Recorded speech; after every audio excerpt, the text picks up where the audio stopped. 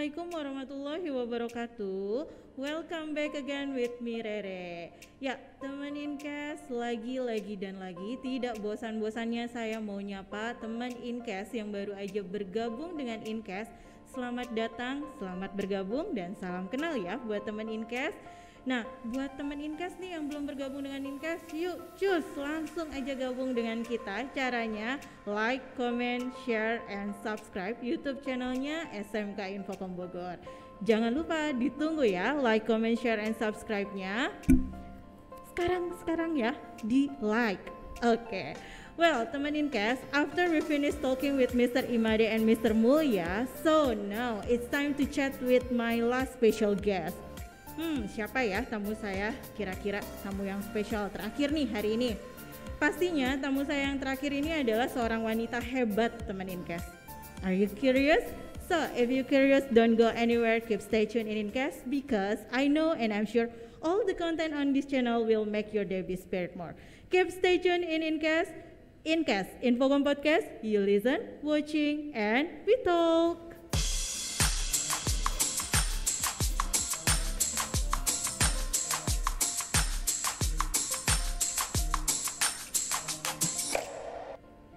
Yap, welcome back again with me Rere, teman Incast. Ya, teman Incast, langsung aja ya kita kenalan nih sama tamu saya, Dr. Gigi Rina Erlita MKes. Mohon maaf ya dokter ya kalau saya ada kesalahan penyebutan nama nih atau gelar ya. Nah, Dr. Rina Erlita MKes ini adalah selaku Kepala Puskesmas Sindang Barang Kota Bogor. Ya, selamat datang. Assalamualaikum warahmatullahi wabarakatuh, dokter. Terima kasih. Waalaikumsalam warahmatullahi wabarakatuh. Iya, dokter seger ya hari ini boleh kayaknya. Ralat sedikit, namanya memang salah. Oh iya, ya. Gimana dokter, mohon maaf. Jadi saya Rina Erliati. Oh, Erliati. Iya, mohon maaf ya teman Incast nih. Mohon maaf ya dokter ya. Gak apa-apa, salah sedikit. Iya, Erliati bagus ya dok namanya ya dok ya. Ya, Dokter Gigi Rina Erliati MKes ya. Dokter selaku Kepala Puskesmas Sindang Barang ya dok ya. Iya, dokter hari ini gimana aktivitasnya? Padat ya dok katanya ya hari ini ya? Alhamdulillah seperti biasanya, karena kita juga level PPKM-nya alhamdulillah kan sudah menurun dari level sudah 4 nurun ya Bu, sudah dok. level 1. Aktivitas juga sudah mulai banyak. Yang sebetulnya untuk bidang kesehatan kita level berapapun ya tetap setiap hari aktivitas ya. Iya, dokter terima kasih ya sebelumnya nih dokter sempetin datang ke Incast nih. Saya mau ngajak ngobrol santai aja boleh ya dok ya?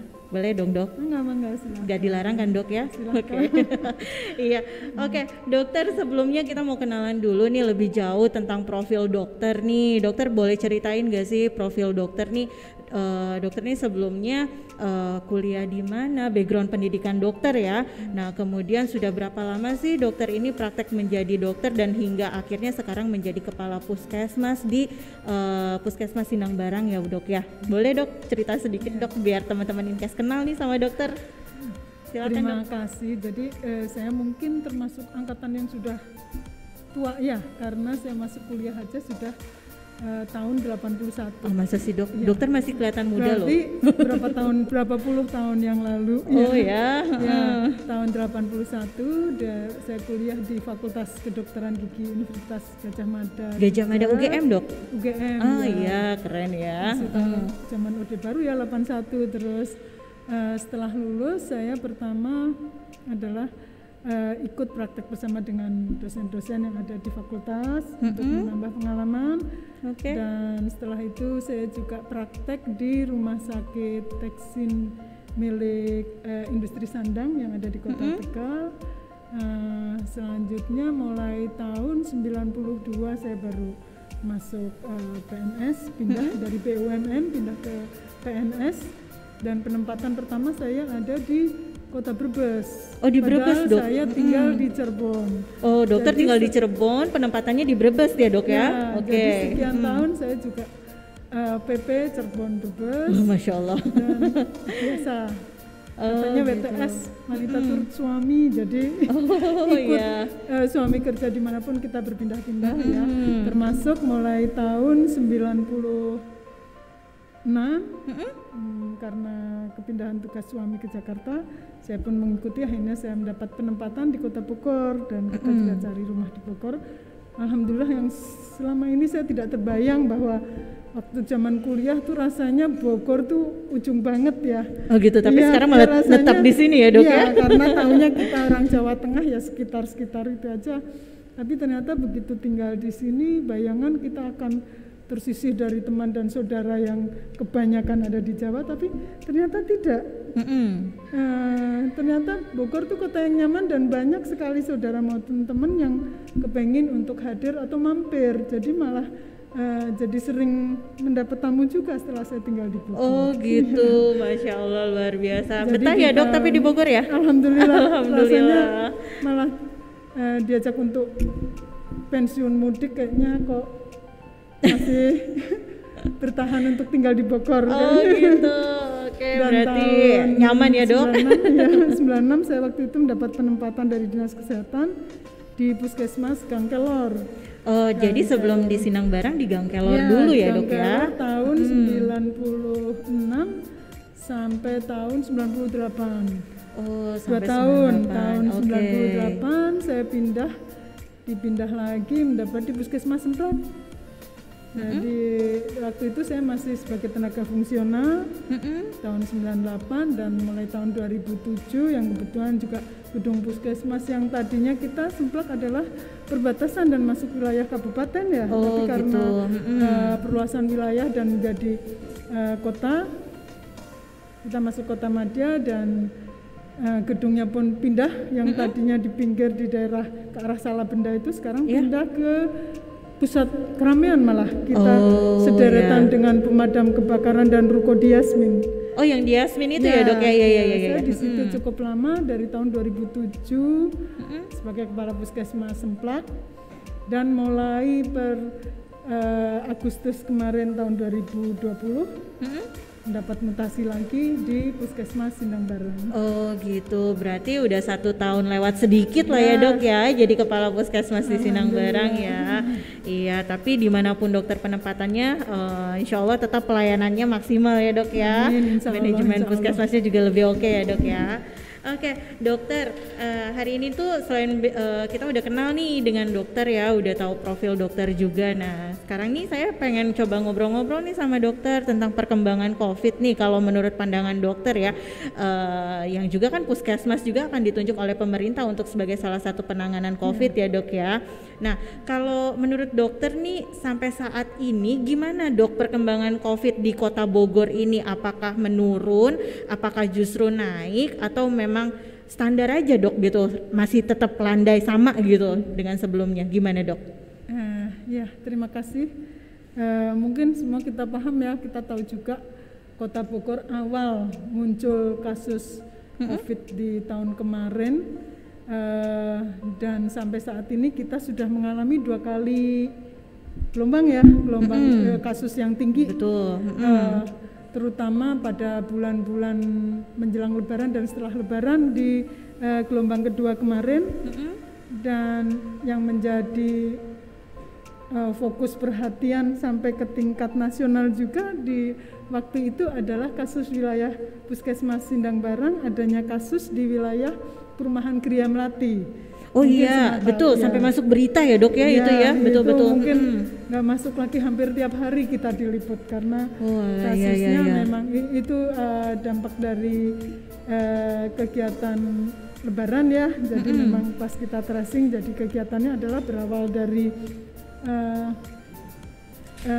hari menjelang Lebaran, biasa 10 hari menjelang Lebaran biasanya akan melakukan itikaf, dan itu di situ ada salah satu warga yang baru datang dari luar kota, ternyata dia punya gejala tapi merasa sehat ya, berarti akhirnya tetap melakukan kegiatan sampai dengan sholat Id. Kebetulan dia juga pengurus aktif, akhirnya cepat sekali, dan kita juga ketahui yang di gelombang kedua kemarin strainnya akan cukup tinggi ya, cukup kuat, sehingga proses penularannya pun sangat masif. Waktu itu kita kasusnya di ke wilayah Gria Melati sampai 100 lebih juga. lumayan juga, saya baru pindah tapi mendapatkan PR. Tugasnya lumayan ya, PR-nya ya dok ya. Itu pengalaman juga yang mau tidak mau benar-benar kita koordinasi 24 jam. Karena yang namanya orang sakit tidak mengenal waktu ya. Iya dia betul. bergejala atau dia mendapatkan kondisi yang parah atau buruk, memperburuk itu bisa setiap saat, bahkan tengah malam atau menjelang subuh pun. Itu yang membuat benar-benar kami teman-teman satu tim puskesmas, alhamdulillah saya juga mendapat teman-teman satu tim yang sangat bagus kinerjanya. Luar biasa ya timnya ya, solid ya dok ya. Menyelesaikan kasus itu, dan pada waktu kasus Gria Melati sudah mulai mereda dan hampir selesai pun, ternyata kita justru baru sampai ke gelombang kedua yang kasusnya sangat tinggi. Ya. Yang biasanya kita mendapatkan laporan per hari 1, 2 atau nggak nyampe 10. Tapi pada waktu itu kita per kelurahan dengan wilayah puskesmas Sindang Barang itu ada 5 kelurahan. Jadi kita tiap puskesmas kan mempunyai wilayah kerja ya. Iya. Untuk kota Bogor sendiri puskesmas ada 26. Salah satunya Sindang Barang. Sebetulnya rata-rata puskesmas lain wilayah kerja hanya 1, 2 atau 3. Tapi alhamdulillah Sindang Barang di Kota Bogor termasuk yang paling tinggi dengan 5 kelurahan. Oh gitu. Artinya PR kita juga lumayan cukup berat juga, dan waktu itu kasusnya juga termasuk paling tinggi juga di wilayah kami. Perharinya bisa ratusan gitu ya. Jadi sampai suatu saat kita sampai ke kasus sekitar 700 sampai 800 itu di wilayah kerja kami. Saya merinding loh dok, maksudnya jadi inget lagi masalah dulu tuh yang masih viral-viralnya, banyak banget di mana-mana terpapar COVID itu. Untuk mendapatkan laporan itu kan kita harus siap mendapatkan laporan dari siapapun, termasuk mungkin orang yang tes secara mandiri dari klinik-klinik atau laboratorium, otomatis sudah terlink dengan kami, kami mendapatkan laporannya, dan itu merupakan suatu tanggung jawab kami yang kita akan segera melakukan dengan 3T-nya ya. 3T itu artinya testing, tracing, dan treatment. Jadi begitu ada laporan, ada satu kasus pasien dinyatakan positif, misalnya dari laboratorium atau dari warga ada kasus positif, maka langsung secara otomatis kita petugas minimal kontak bertelepon atau langsung mengunjungi ke rumahnya. Kita tanyakan pasien tersebut kondisinya pertama bagaimana. Kalau memang kondisinya bagus, dia bisa isolasi di rumah, dan rumahnya memungkinkan atau memadai untuk isolasi, kita sarankan untuk isolasi di rumah, karena tetap orang sakit dengan suasana rumah mungkin lebih nyaman. Belum tentu dia kita tarik ke tempat isolasi akan lebih, karena kita semua tahu ya bahwa kasus COVID benar-benar menjadi hal yang baru. Jadi orang juga begitu tahu, apalagi sampai terkonfirmasi, itu yang pertama kena adalah psikologisnya. Betul, orang lebih takut hasilnya itu bukan karena sakitnya ya dok ya, tapi karena melihat hasil. Moralnya juga ke keluarga gimana, mikirnya jadi kemana-mana dok ya. Udah seperti psikologis yang kena, betul dok. Begitu, itu yang kita pendekatan. Kalau memang rumahnya memungkinkan untuk isolasi, kita sarankan isolasi dengan catatan satu keluarga itu tidak bisa benar-benar tidak kontak, dan yang sakit isolasi tidak kontak dengan anggota keluarga yang lain. Nah, dengan kontak itu kita melakukan tracing nih. Tracing artinya kita wawancara apa saja kegiatan dia 7 hari ke belakang.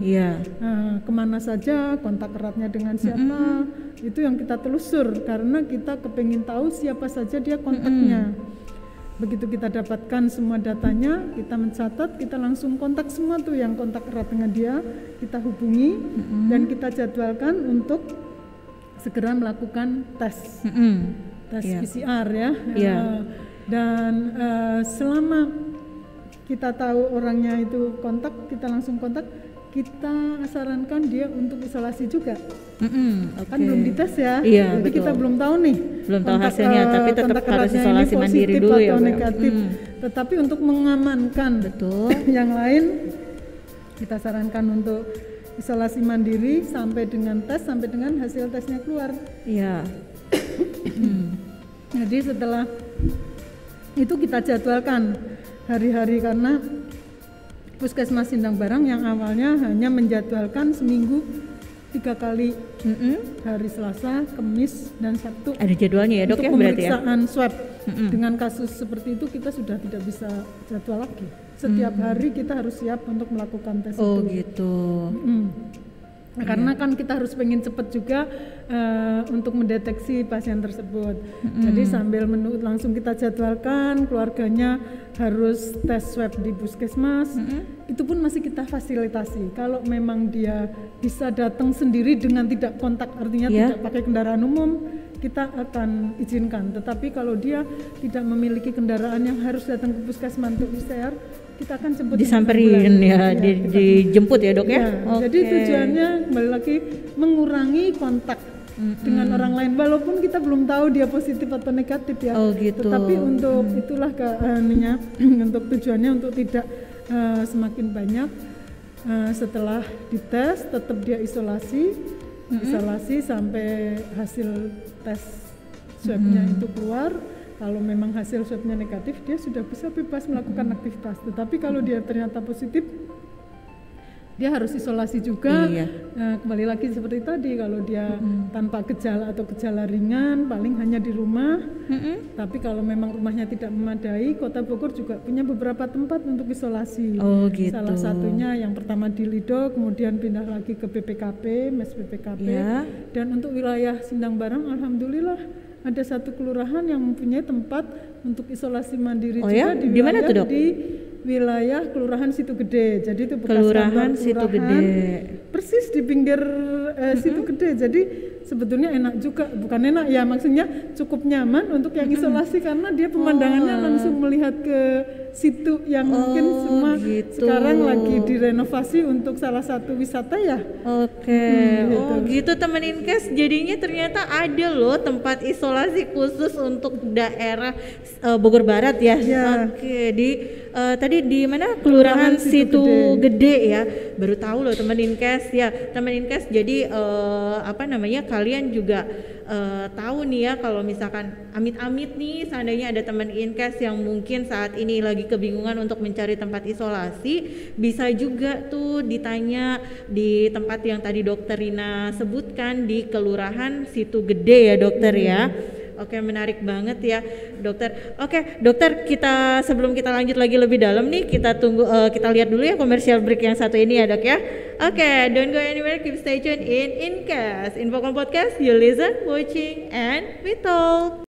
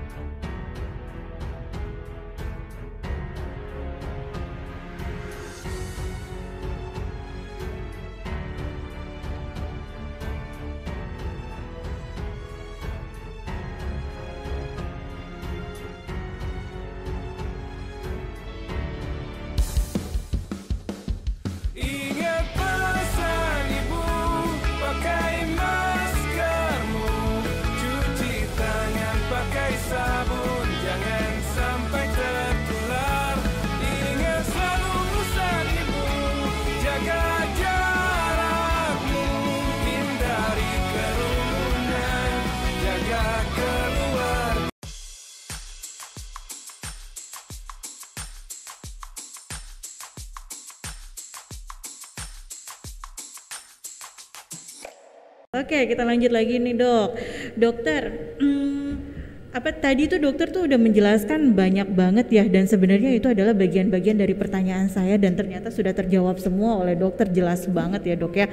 Nah cuman dok, kalau menurut berdasarkan data tadi kan dokter bilang kalaupun ada masyarakat atau warga yang tesnya di klinik-klinik lain bukan di puskesmas, tetap data tersebut ngelink ke puskesmas ya dok ya, Dinas Kesehatan. Dinas Kesehatan dan puskesmas juga bisa mengakses, bisa melihat ya dok ya. Jadi kalau itu warganya puskesmas mendapatkan infonya dari dinas, jadi semuanya semua klinik termasuk yang di awal waktu kasus masih belum booming sampai gitu, dari luar kota pun bisa masuk, itu data satu itu.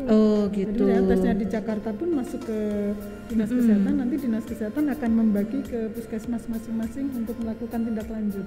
Gitu. Jadi tetap ya, walaupun mereka tesnya di klinik lain, puskesmas itu akan dilibatkan di dalamnya ya dok ya. Berarti yang tadi dokter jelaskan ini bukan salah satu, salah banyak banget itu bagian peran puskesmas terhadap penanganan COVID ini ya dok ya. Gitu. Nah justru puskesmas kalau menurut kami untuk kasus ini berada yang paling di depan ya, karena yang pertama harus kontak, nanti harus tadi 3T-nya saya belum selesai tadi ya. 3T itu pertama tracing itu mencari, menelusur sampai siapa saja yang kontak erat ketemu kita, sampai ke tahap keduanya testing kita udah lakukan tadi dengan swabnya, swab antigen atau PCR. Setelah hasil tes nanti kita ada exit test juga, misalnya dia tesnya dengan antigen hasilnya positif, sudah jelas kita perlakukan sebagai pasien positif. Tetapi kalau negatif tidak berarti dia negatif, masih kita isolasi selama 5 hari, kita tes lagi dengan PCR sebagai exit test. Gitu. T yang ketiga tadi adalah treatment. Artinya tadi yang saya sampaikan untuk kasus itu ada berapa, ada yang dengan tanpa gejala, gejala ringan sampai gejala berat. Gejala berat jelas kita rujuk ke rumah sakit. Betul. Kalau sudah ke rumah sakit itu sudah menjadi tanggung jawab rumah sakit, biasanya kita tidak mengikuti kelanjutan dari sakitnya kecuali pada waktu dinyatakan sehat sudah bisa kembali, biasanya keluarga maupun rumah sakit koordinasi dengan kita, kontak kita untuk proses penjemputan untuk pulang. Biasanya kita jemput dengan ambulan, atau misalnya dinyatakan meninggal, itu juga menjadi tanggung jawab kami juga di wilayah, karena kita harus menyiapkan lokasi dari tempat rumah sakit kan memang tidak boleh dibawa ke rumah ya, langsung ke rumah sakit, langsung ke pemakaman, tetap menjadi tugas puskesmas juga. Koordinasi dengan kelurahan dan dinas terkait pemakaman segala, kita kontak untuk dinas pemakaman untuk tentang penempatannya, termasuk ambulan dan lain-lain. Kalau meninggal di rumah sakit mungkin tidak terlalu berat buat kami, karena semua sudah penata laksanaannya, pemulasaran sampai siap untuk dimakamkan itu sudah dilakukan oleh rumah sakit. Jadi paling kita hanya kontak dengan dinas pemakaman, dengan kelurahan untuk menjaga supaya keluarga juga masih bisa menjaga jarak untuk proses pemakamannya. Nah, yang kita bukan masalah ya, yang menjadi masalah, salah satu PR tersendiri buat kita juga pada waktu untuk yang tadi misalnya gejala ringan atau tanpa gejala, dia kan isolasi di rumah, itu tiap hari harus kita kontrol. Kita punya daftar atau listnya juga apa saja yang harus kita cek. Kita tidak kita bisa melalui online, kita bisa WhatsApp, telepon dan lain-lain, atau video call juga kalau memang dia menyatakan kondisinya memperburuk, harus segera kita rujuk. Tetapi kalau kondisinya stabil, kita hanya online, kita terus kalau dia membutuhkan obat apa pun kita akan kirim. Kalau dia membutuhkan penanganan ringan pun puskesmas akan datang mengunjungi, misalnya harus mengukur tensi, suhu, biasanya sih mereka sudah punya ya untuk sekedar tensi atau oximetri atau tensi biasanya dari kita. Tapi untuk mengukur suhu dan oximetri untuk kadar oksigen biasanya rata-rata sudah punya. Tetapi untuk yang tidak punya pun puskesmas memfasilitasi untuk meminjami atau mengontrol secara rutin. Kalau perlu juga kita kunjungin ke rumah untuk pemeriksaan secara fisiknya dan memberikan obat-obatan apa saja yang diperlukan. Nah, masalah tadi yang saya sampaikan adalah pada waktu ternyata kasus pasien meninggal di rumah. Oh gitu, Ya, oke. itu juga bukan hal yang mudah untuk kami mengedukasi ke masyarakat ya, karena tetap kita paham kalau ada saudara meninggal rasanya juga mesti kepengen kan kita merasa kehilangan, Iya, kepengen betul. beriung, padahal itu tidak boleh kan, Iya. bahwa semuanya ada protokolnya. Untuk pemulasaran juga tidak sembarangan dan alhamdulillah Kota Bogor juga sudah ada tim khususnya, jadi kita tinggal kontak. Tapi di awal juga sebelum kita ada, kita kesulitan juga untuk mencari petugas yang bisa melakukan pemulasaran jenazah ini. Oh gitu. Ya, karena kan harus dengan penanganan khusus ya. Iya, Jadi betul. biasanya dari petugas kesehatan atau kita kerjasama dengan rumah sakit umum daerah terutama RSUD ya, tetapi di perjalanan kebijakan Kota Bogor pun kembali lagi sangat mendukung puskesmas diminta melatih warga masyarakat untuk siap karena kasus kan semakin tinggi. Betul. Dan pada waktu itu kasus meninggal di rumah di wilayah mereka banyak, akhirnya kebijakan Kota Bogor, puskesmas melatih dengan narasumber atau pelatih dari rumah sakit juga melatih warga yang secara sukarelawan bersedia untuk siap melakukan pemulasaran. Oh, berarti bukan cuma tim nakes aja sekarang ya dok ya, dilibatkan warga ya? Iya, tadi tracing juga tidak hanya nakes kita aja Bu. Oh gitu. Jadi tracing itu kita tidak mungkin orang puskesmas langsung datang sini, kita harus kontak RT RW kader. Di sini ada kader ya, ada tracer yang dari kader posyandu maupun kader di wilayah, juga kan tiap RW sudah dibentuk dengan RW siaga COVID-nya. Jadi sebetulnya sudah semuanya terkonek ya, dan semuanya udah bekerja sama, memang bukan hanya puskesmas atau kesehatan. Timnya luar biasa ya, jadi ya dok ya, banyak yang kondisi dilibatkan. ini menjadi Betul. tugas dan PR kita bersama, Iya semua betul, terlibat, ya. tidak bisa Masyarakat. dibebankan ke satu pihak aja ya dok ya, karena harus bersama betul ya untuk menangani ini semua, karena bukan kasus kecil ya dok ya. Iya, oke. Terus dok, kalau misalkan dari data yang puskesmas temukan sampai saat ini, berarti itu menurun, naik atau gimana dok?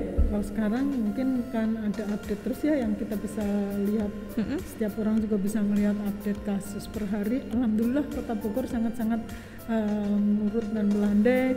Ini tidak mungkin tercapai tanpa adanya kerjasama tidak hanya orang kesehatan, tapi jauh lebih penting adalah kesadaran dari masyarakat. Jadi ya dengan 3M yang sekarang mungkin nambah lagi menjadi 5M ya. Masker, iya cuci betul. tangan, menghindari kerumunan, mengurangi mobilitas itu ya, itu. Tapi tidak kalah pentingnya adalah vaksin. Oke. Alhamdulillah nih Kota Bogor vaksinasi sudah tinggi ya dok ya, cukup tinggi. Ya tapi mudah-mudahan ini landai, memang karena penanganannya itu memang sudah sangat luar biasa ya dok ya, kerjasamanya juga sudah bagus gitu. Nah mudah-mudahan sih karena itu ya dok, bukan karena warganya ini jadi males periksa, nggak tahu jadi akhirnya tidak terkonfirmasi gitu dok. Mudah-mudahan sih bukan karena itu ya dok ya. Mudah-mudahan. Tapi kan kita juga sampai tingkat RT pun kita punya satgas COVID. Oh gitu. Jadi kalau ada pasien atau orang sakit dengan gejala itu pun petugas kami maupun kader-kader di RW sampai ke RW kan ada kadernya juga.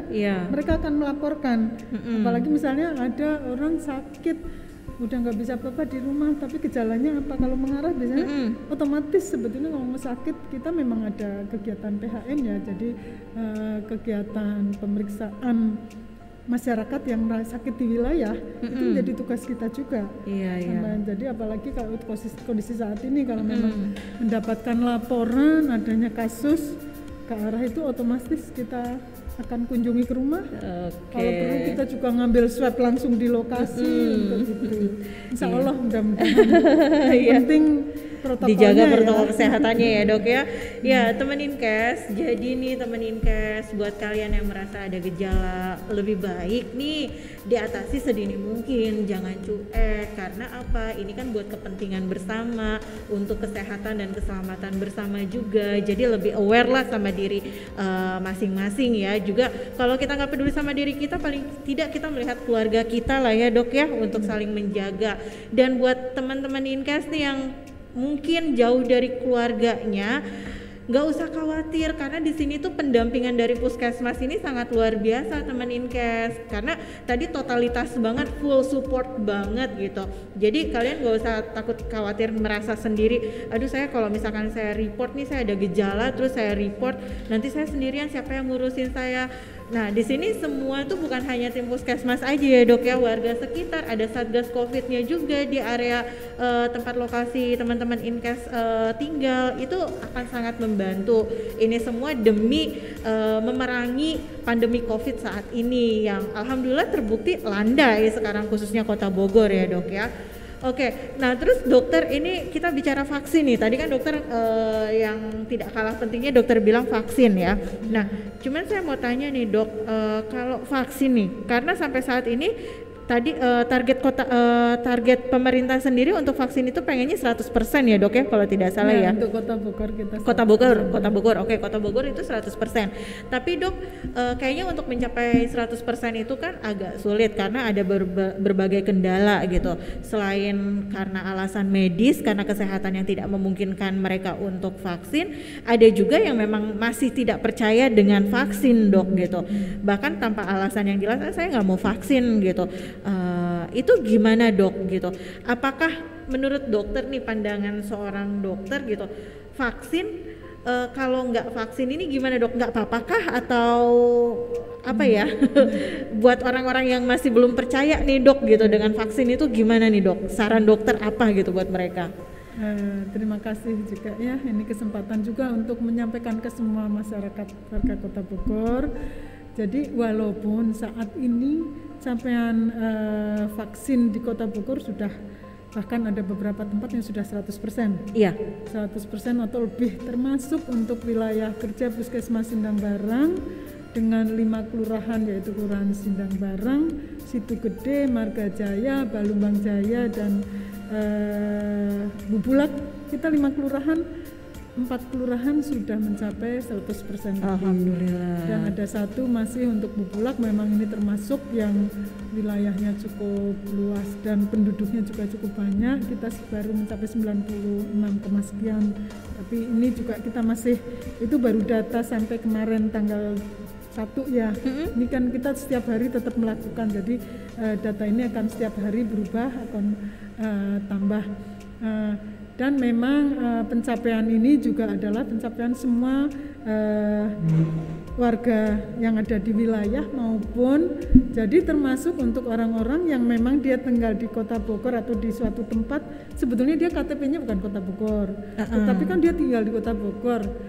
Biasanya dengan dibuatkan surat keterangan domisili oleh Pak RT RW atau kelurahan. Bahkan sekarang kebijakannya lebih bagus lagi, karena misalnya nih orang Kota Bogornya sudah divaksin semua, tapi kita ketahui bersama kan bahwa mobilitas yang namanya orang-orang Jabodetabek itu luar biasa, termasuk Kota Bogor. Itu yang dari kabupaten setiap hari lewat mau ke Jakarta atau aktivitas bekerja di Bogor, dari Depok, dari Jakarta. Artinya misalnya warga Kota Bogor sudah tervaksin, tetapi kita tiap hari masih kontak dengan orang-orang luar wilayah yang kita juga tidak tahu status vaksinasinya, apakah dia belum atau sudah. Jadi Kota Bogor juga kebijakannya bagus, siapapun yang ada di wilayah kita, bahkan sekarang kasarnya orang lewat juga kita suruh vaksin ya, walaupun KTP-nya bukan KTP daerah bukan Kota Bogor sana ya. Makanya kita juga melakukan di terminal, di pasar, di pasar-pasar tuh kita melakukan vaksinasinya benar-benar sangat masif. Itu capaian yang harus kita lakukan. Tadi kembali tujuannya supaya pandemi cepat berlalu ya. Iya, berarti harusnya vaksin tetap ya dok ya? Tetap, dan tolong jangan hanya vaksin, kan kita udah tahu juga bahwa kita harus melakukan 2 dosis ya. Iya, 2 dosis pertama dan dosis kedua. Contohnya kalau Sinovac katanya 3 dok. Ya, dia tapi jedanya sekitar 4 minggu atau 28 hari. Jadi misalnya dosis pertama tanggal 1, dia tanggal 28 harus kembali untuk mendapatkan dosis 2. Jadi mohon ini juga untuk masyarakat semuanya, kan itu sudah otomatis teraplikasi di pikernya ya. Nanti biasanya di SMS juga dia akan langsung mendapatkan SMS bahwa jatuh vaksin dosis 2 tanggal sekian. Tanggal sekian, iya betul. Ada diharapkan SMS-nya itu masuk warga ya. masyarakat langsung kontak, bisa dengan RT RW atau puskesmas atau rumah sakit yang tadinya dia kontak, atau bisa juga mencari sentra-sentra vaksin yang ada di sekitar, boleh. Yang penting vaksinnya sama jenisnya ya dok ya. Harus sama dan kalau bisa waktunya tepat. Untuk AstraZeneca kita ada masa tanggapnya juga dari dosis 1 sampai dosis kedua kita sekitar 3 bulan. Dan untuk yang Pfizer 3 minggu, 21 hari, jadi tanggal 1 nanti ketemu lagi tanggal 22. Dan masih ada satu lagi juga kita pada Moderna ya, tapi untuk saat ini Moderna hanya dipakai untuk nakes ya dok katanya ya, booster nakes. Dan untuk sekarang ada tambahan lagi untuk yang komorbid tapi dilakukan di rumah sakit biasanya. Oh berarti sekarang yang komorbid juga bisa vaksin ya dok ya? Bisa ya? Kan sudah ada surat edaran dari Permenkes juga bahwa untuk komorbid tertentu sudah bisa divaksin dengan catatan atas seizin dokter perawatnya. Jadi kan yang komorbid juga mesti mereka misalnya punya diabetes atau hipertensi atau imun, mereka selalu rutin kontrol dengan dokter atau rumah sakit. Nah itu nanti dokternya yang akan memberikan surat rekomendasi untuk dilakukan vaksin. Itu sudah bisa dilakukan kalau memang gejalanya ringan atau stabil, bisa juga dilakukan di kita puskesmas, tetapi untuk kondisi yang memang ini kita sarankan untuk melakukannya di rumah sakit. Dan untuk Moderna termasuk yang aman, kan ada kelompok usia juga ya, jadi kalau usia 12 tahun ke atas bisa pakai Sinovac, Pfizer maupun Moderna. Tapi kalau AstraZeneca hanya untuk 18 tahun ke atas. Iya gitu tuh teman Inkes ya. Ya ampun, alhamdulillah nih kita jadi tahu nih informasinya nih buat yang komorbid atau punya penyakit bawaan ya, asalkan mendapatkan surat keterangan dari dokter sudah kalian udah bisa vaksin loh. Ini tadi sudah diedukasi juga nih oleh dokter Rina ya. Nah dokter, nih pertanyaan terakhir nih dari saya nih dok untuk masalah vaksin. Kalau tadi kan ada masa tunggu ya dok ya. Nah kalau misalkan nih ada pasien, bukan pasien ya, ada masyarakat atau warga yang vaksinnya hanya 1 kali terus tidak mengikuti vaksin kedua, itu gimana dok? Atau juga misalkan kayak tadi masa tunggu kan 3 minggu Moderna, tapi ternyata lebih dari itu baru vaksin kedua itu sekitar mungkin pokoknya udah lewat jauh, itu masalah nggak sih dok sebenarnya? Jadi nggak masalah, karena contohnya saja untuk warga atau pasien yang dia sempat vaksin pertama tapi harusnya misalnya 4 minggu kemudian dia vaksin betul. Ternyata dia terkonfirmasi positif kan, harus nunggu dulu berarti ya dok. Dia nunggu sembuh. Yang di awal memang harus penyintas, disebut penyintas ya. Jadi warga masyarakat atau orang yang atau pasien yang pernah kena COVID disebut penyintas. Untuk penyintas itu di awal aturannya setelah 3 bulan baru dia boleh divaksin, baik vaksin pertama maupun vaksin yang kedua. Tetapi di peraturan yang baru ini sebulan pun sudah bisa langsung divaksin. Jadi ini bukan kenapa kok pemerintah atau aturannya berubah-ubah. Kita semua paham ya bahwa COVID itu benar-benar penyakit atau suatu hal yang baru untuk semua. Jadi penelitian dan lagi, orang sedunia loh ya, betul. Tidak hanya orang Bogor atau Indonesia saja menganggap COVID baru, tapi sedunia ini adalah suatu hal yang baru sehingga penelitian sampai sekarang masih berlangsung ya dok ya. Termasuk obatnya harus apa, semuanya kan sebetulnya obatnya masih lebih ke pendekatan untuk mengurangi. Gitu. Jadi nggak masalah ya dok ya, walaupun terlewat ya. Begitu. Lebih baik telat daripada tidak sama sekali ya, betul. Karena kalau hanya sekali artinya pembentukan antibodinya tidak maksimal ya. Tidak maksimal. Kalau hari 1 mungkin belum ini, tapi kalau dengan dosis kedua nanti akan menjadi nah teman Inkes, aduh ini informasi benar-benar bagus banget ya teman Inkes, sangat mengedukasi dan informasi juga nih buat teman Inkes. Kalian nih yang baru vaksin pertama terus tertunda entah apapun itu alasannya, sebaiknya silakan lakukan untuk vaksin kedua. Kenapa? Karena tadi dokter tuh sudah menjelaskan bahwa kalau kalian hanya melakukan 1 kali vaksin saja itu pembentukan antibodinya tuh belum maksimal, belum sempurna gitu. Nah walaupun terlambat, walaupun telat dari tanggal yang sudah ditetapkan oleh tim nakes gitu, harus datang lagi kapan di vaksin kedua, tetap aja datang lagi, mau telat 1 bulan daripada tidak sama sekali. Kembali lagi ini untuk demi keselamatan dan kesehatan bersama ya. Itu teman Inkes ya dokter. Ya ampun, ini seru banget ya, nggak berasa hampir 1 jam loh dok. Boleh kita nambahin ya. juga ya? Boleh dok, silakan. Jadi tolong, terutama ternyata sekarang kan masih ada, tadi saya walaupun ngomong udah 100%, tapi masih ada yang kurang.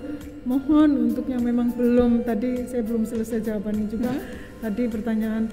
Terus kalau kan mesti ada yang menolak, tadi ada Iya betul. yang menolak. Mohon ini kita juga udah berusaha dengan pendekatan, memberikan penyuluhan, tetapi dengan semakin banyaknya informasi-informasi ini mudah-mudahan yang menolak ini pun kita sudah melalui tokoh masyarakat, tokoh agama untuk memberikan contoh, tetapi ternyata tetap harus bertahap ya. Jadi melalui media ini mudah-mudahan juga bisa dijadikan sebagai informasi juga untuk kelompok-kelompok yang belum. Kami harapkan dan kami sangat tunggu untuk segera datang, dan apalagi saat ini Kota Bogor masih punya stok dosis vaksin Pfizer. Tolong ini dalam minggu ini sampai dengan tanggal 9 kita akan memberikan semua warga yang belum vaksin, akan kita berikan vaksin Pfizer. Vaksin Pfizer ini disebut vaksin Sultan loh. Kenapa? Gitu. Karena ya mungkin secara harga memang dia beda ya, lebih ini, dan yang jelas penanganannya juga harus khusus ini, beda. Jadi tidak boleh tergoncang kita penyuntikannya, dosisnya sekali. Memang ada aturan khususnya yang memang perlakuannya sangat beda. Dan kita juga tahu juga ya bahwa ada beberapa negara yang baru mengizinkan dengan jenis-jenis vaksin tertentu. Jadi mohon informasi ini kita tunggu sampai tanggal 9.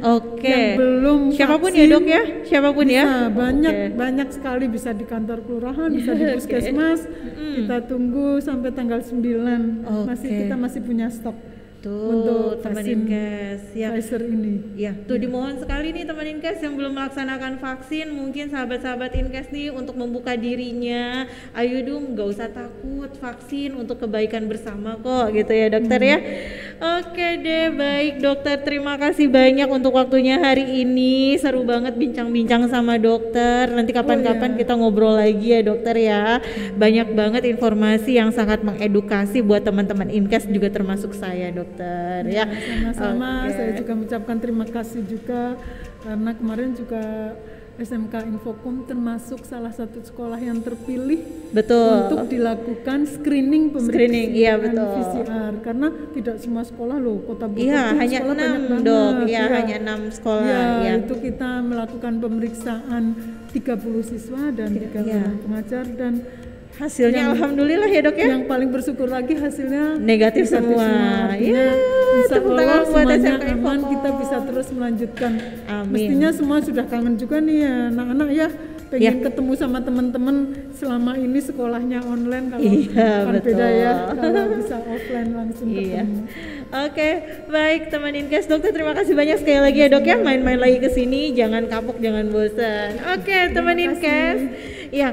Oke teman Inkes, itu tadi kita udah bincang-bincang dengan Dr. Gigi Rina Erliati MKes ya. Nanti kapan-kapan kita coba bincang-bincang lagi sama Dr. Rina. Nah teman Inkes, hari ini special edition episode 5 penayangan Inkes selesai, alhamdulillah ya. Sampai ketemu lagi di next episode. Tetap pantengin terus Inkes. Don't forget to like, comment, share, and subscribe YouTube channelnya SMK Infokom Bogor. Inkes Infokom Podcast. You listen, watching, and we talk. Bye bye. Assalamualaikum warahmatullahi wabarakatuh.